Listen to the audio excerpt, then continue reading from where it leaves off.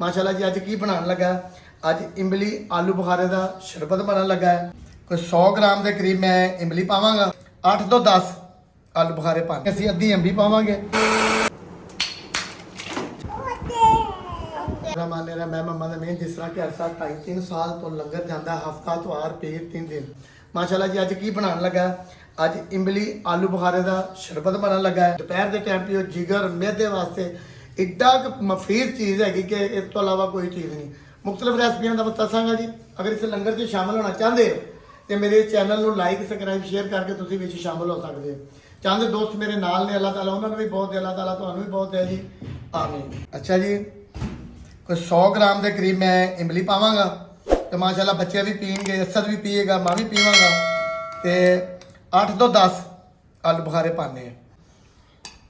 इन्हों पूरी रात भ्योवो कच्चे भांडे दे विच, फिर इहदा मज़ा।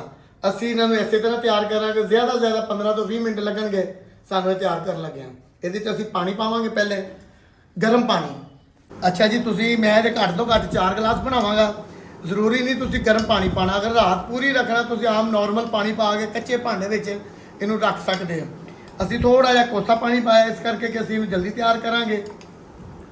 माशाल्लाह असीं इहनूं 2 तो 3 घंटे रखिया है। हुण असीं इहनूं एक खाना काफ़ी मलिया, अजे भी आलू बुखारा सकते जो तुसीं पूरी रात भिओवोगे ये बिल्कुल हलवा हो जाएगा। भी कट्टांगे असीं, अद्धी अंबी पावांगे, थोड़ा जिहा इहदे च असीं शरबत पुण लिया। ਇਹੋ शरबत ਅਸੀਂ ਇਹਦੇ ਚ ਪਾਵਾਂਗੇ ਥੋੜਾ ਅਸਬੇ ਜ਼ਾਕਾ ਹਲਕਾ ਜਿਹਾ ਜ਼ੀਰਾ, ਇਮਲੀ ਆਲੂ ਬੁਖਾਰੇ ਨੂੰ ਪੁਣ ਲਿਆ, ਇਸੇ ਤਰ੍ਹਾਂ ਇਹਨੂੰ ਵੀ ਪੁਣ ਕੇ ਪਾਵਾਂਗੇ। ਇਹਨੂੰ ਤੁਸੀਂ ਫ੍ਰਿਜ 'ਚ ਰੱਖ ਸਕਦੇ ਹੋ ਤੇ ਬਰਫ਼ ਦੀ ਜ਼ਰੂਰਤ ਨਹੀਂ। ਜਿੰਨਾ ਠੰਡਾ ਹੈ ਉਨਾ ਮਜ਼ੇਦਾਰ ਬਣਦਾ ਹੈ। ਇਹਦੇ 'ਚ ਅਜੇ ਕਾਲਾ ਨਮਕ ਪਵੇਗਾ, मैं अपनी ज़रूरत के मुताबिक काला नमक पावांगा, तुम भी अपनी ज़रूरत के मुताबिक पाओ, इस करके कि बच्चों ने हुणे पीना है।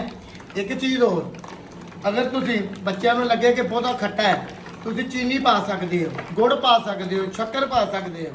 अगर जो बंदा इस तरह पी ले तो सोने तो सुहागा है। अगर खट्टा बहुता हो तो चीनी पा लो, शक्कर पा लो, गुड़ पा लो, वो भी चीज़ा ठंडिया ने। जोड़ा गुड़ बहुत ठंडा है, शक्कर बहुत ठंडी है। माशाल्लाह माशाल्लाह जी, शरबत बच्चों को बहुत अच्छा लगा, मगर बच्चे थोड़ा जिहा घट देना चाहिए इस करके कि गला ना खराब हो। बड़िया वास्ते, जिगर मेदे वास्ते बहुत अच्छी चीज़ है जी। हाँ जी, फातिमा सुनैन कैसा लगा? ओके, अल्लाह खैर जी, जिंदे वास्ते रहे जी। इस चैनल को लाइक सबसक्राइब करो, इस लंगर च हिस्सा पाओ, खुश रहो जी।